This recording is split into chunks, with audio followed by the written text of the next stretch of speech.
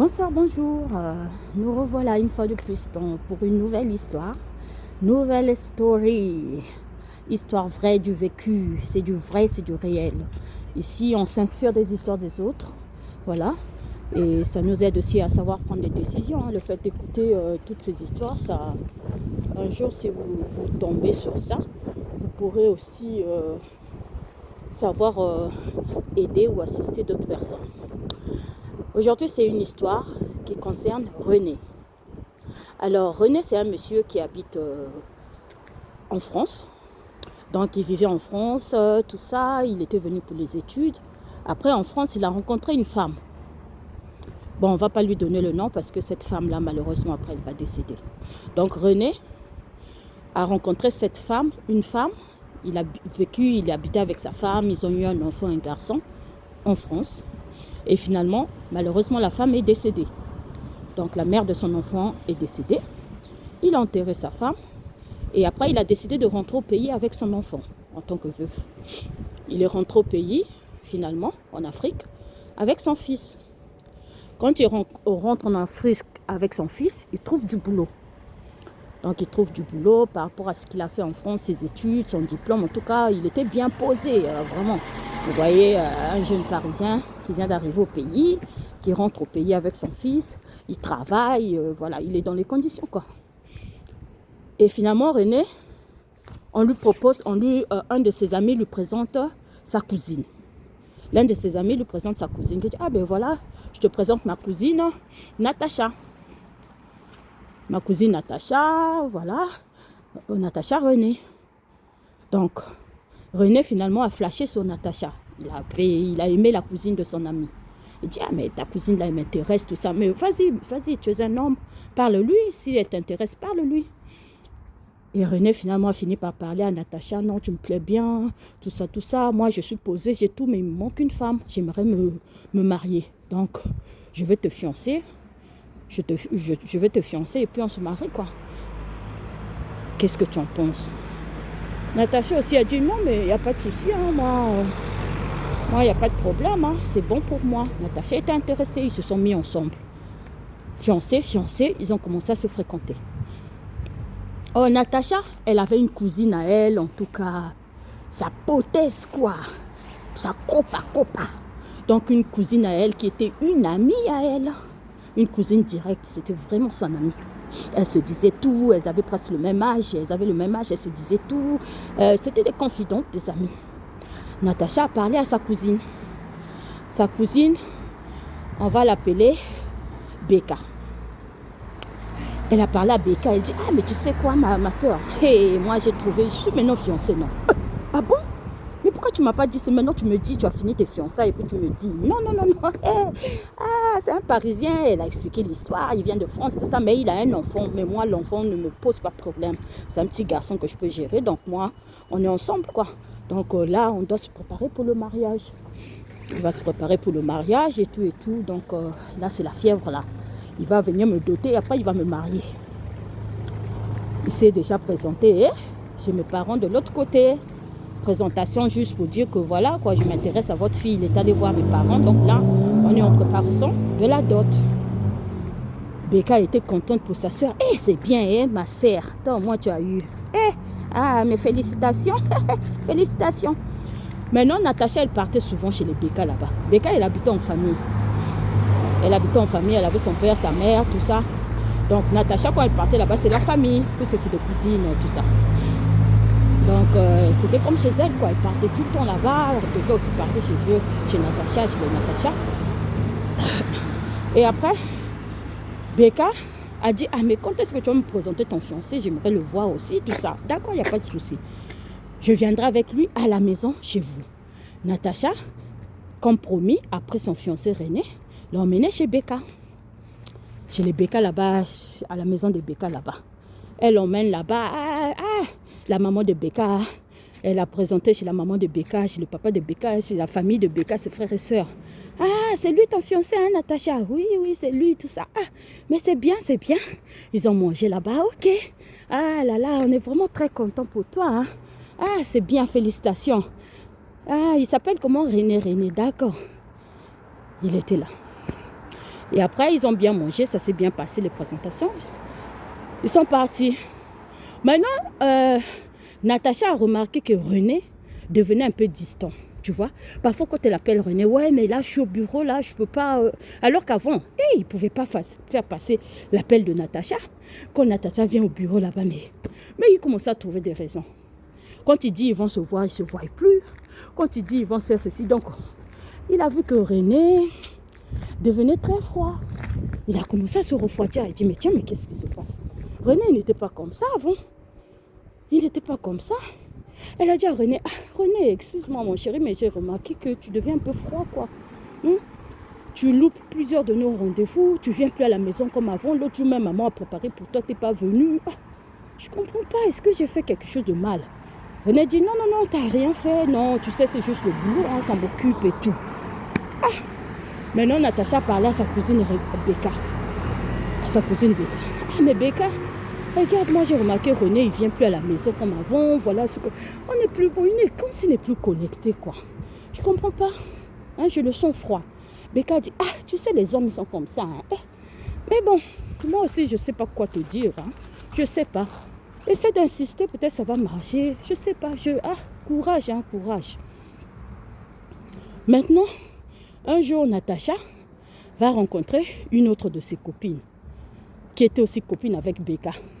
Natacha va dire, sa copine là va dire, mais Natacha, comment ça va? Elle dit, mais tu sais, ton fiancé là, je le vois maintenant beaucoup chez les Becca là-bas.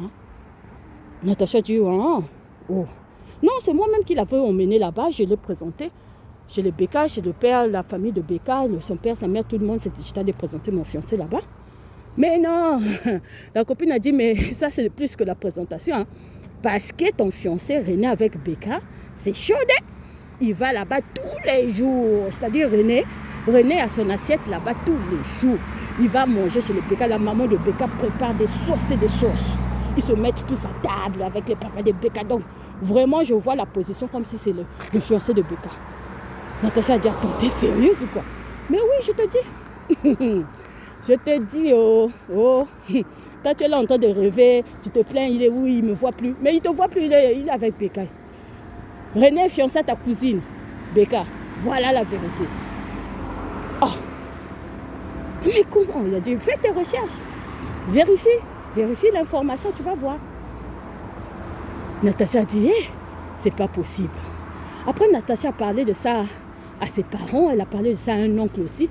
Un oncle lui a dit, mais oui, moi j'étais pour moi en voyage, quand je suis rentrée, on m'a présenté René là comme la fiancée de Becca.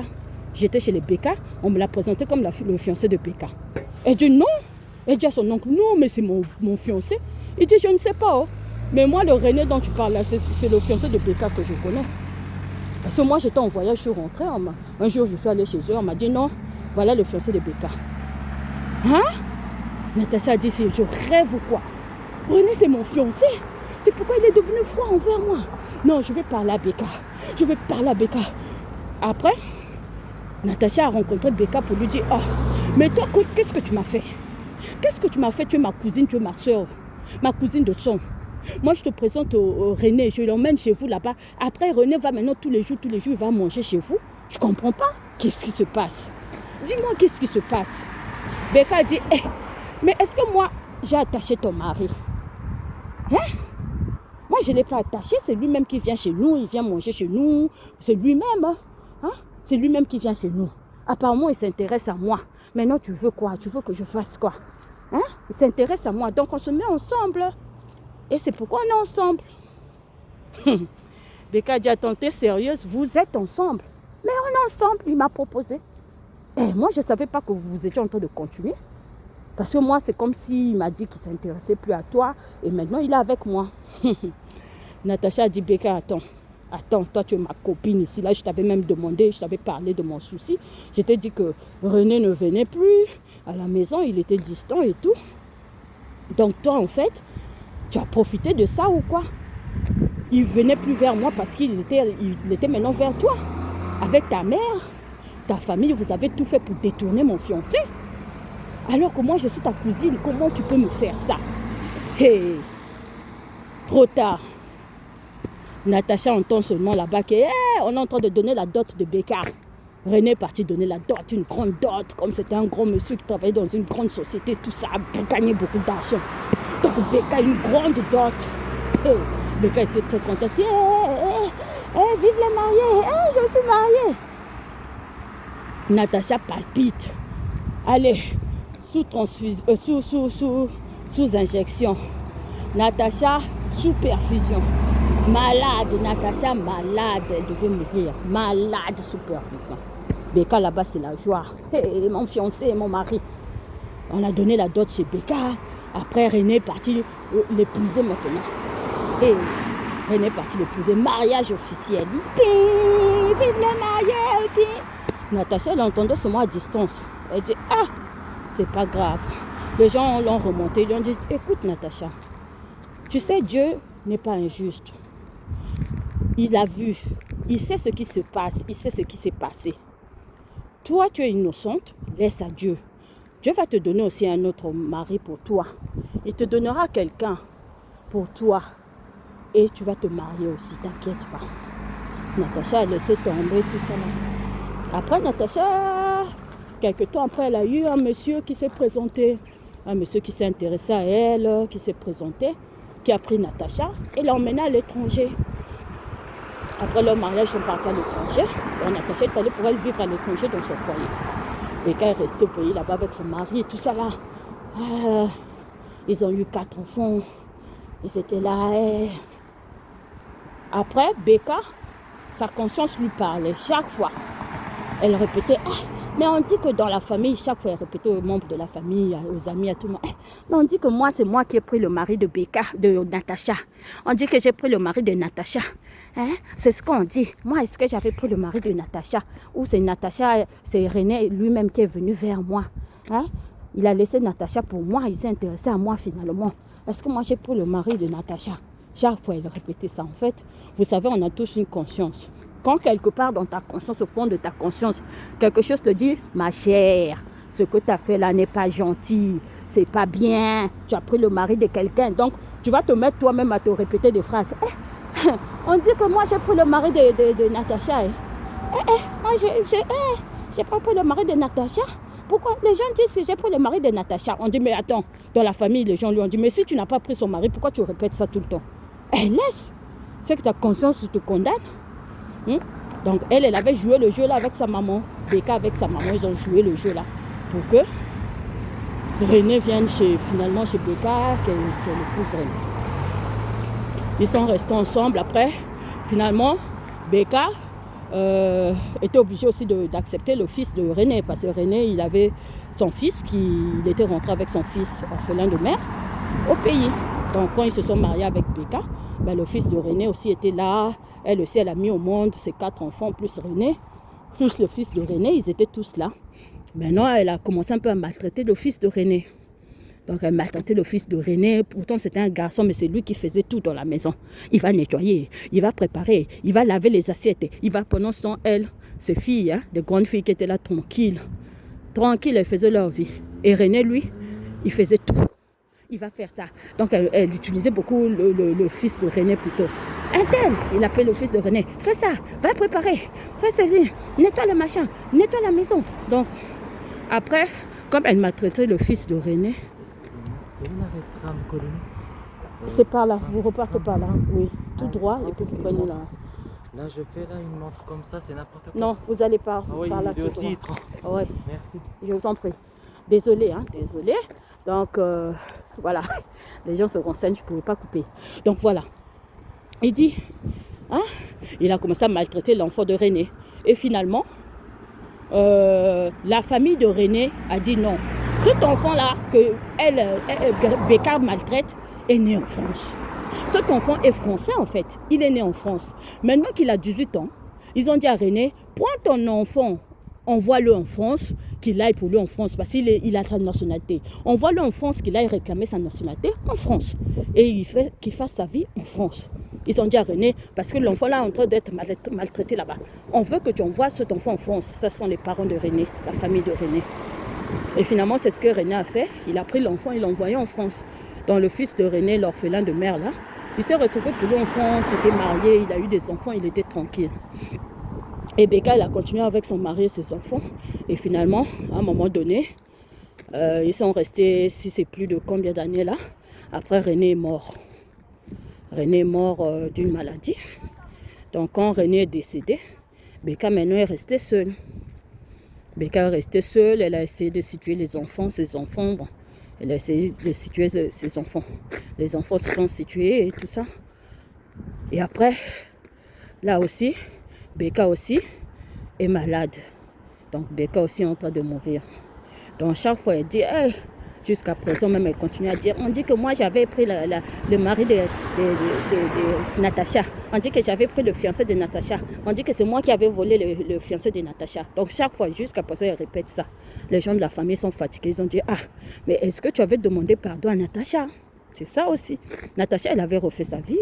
Elle est dans son foyer depuis, elle a eu ses enfants, elle a refait sa vie à l'étranger. Mais est-ce que toi, tu avais demandé pardon à Natacha? C'est ça. Donc, dans la vie, ça ne sert à rien de faire du mal aux autres. Les hommes, ils sont pleins, ils sont partout, il y a plein d'hommes. Donc toi, ton ami, ta soeur, ton ami ou qui que ce soit trouve un mari, trouve un fiancé, trouve un homme dans sa vie. Pourquoi toi, tu veux seulement le même homme? Tu veux seulement détourner le même homme. Et tu ne peux pas dire que cet homme-là, il est venu de lui-même. Est-ce que moi, je l'ai attaché? Mais non. Nous, les femmes, on a le pouvoir de dire oui ou non si on veut d'un homme. Le mari de ta copine peut te draguer, d'accord? Mais c'est à toi de dire non. Si tu fermes tes jambes et tu lui dis non, tu le repousses. Il ne va pas te mettre le couteau derrière pour te dire obligatoirement on doit être ensemble. Non. Tu lui dis non, c'est non.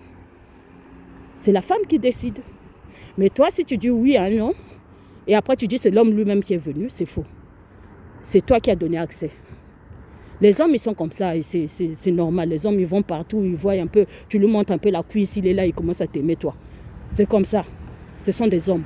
Mais toi, en tant que femme, c'est à toi de savoir, non, ça c'est le mari d'une copine, ça c'est le mari de ma soeur, ça c'est le mari de ma cousine, ça c'est le fiancé de ma cousine, ça c'est le fiancé. Est-ce que je peux être avec cet homme-là? Parce qu'il est occupé, en fait. Il est déjà avec quelqu'un que je connais en plus. Donc, attention les filles. Et ce qu'on fait aux autres, des fois, ça retombe, pas peut-être sur nous forcément, mais ça peut retomber sur nos enfants. Ah oui, tu peux mettre au monde ta fille, et ta fille aussi peut vivre une histoire comme ça. Quelqu'un qui va venir, qui va prendre son fiancé, quelqu'un qui va venir, qui va prendre son mari. Parce que toi, tu avais fait ça à l'autre. Ça te retombe dessus, ça retombe sur ta fille. Et là, tu vas donner quel conseil à ta fille, puisque toi-même, tu avais fait ça. Donc, soyons prudents. Voilà, je suis un peu dans le noir. Je suis en train de traverser un pont. Ça fait partie de la vidéo. Merci d'avoir suivi. Et bien de choses à vous. Toutes les bonnes choses. On est ensemble. Likez, abonnez-vous, likez, commentez. Et partagez à ceux qui ont peut-être besoin d'écouter des histoires comme ça. Allez, ce qui est sûr, nous en tirons tous des leçons. Bien de choses. Ciao, ciao, ciao.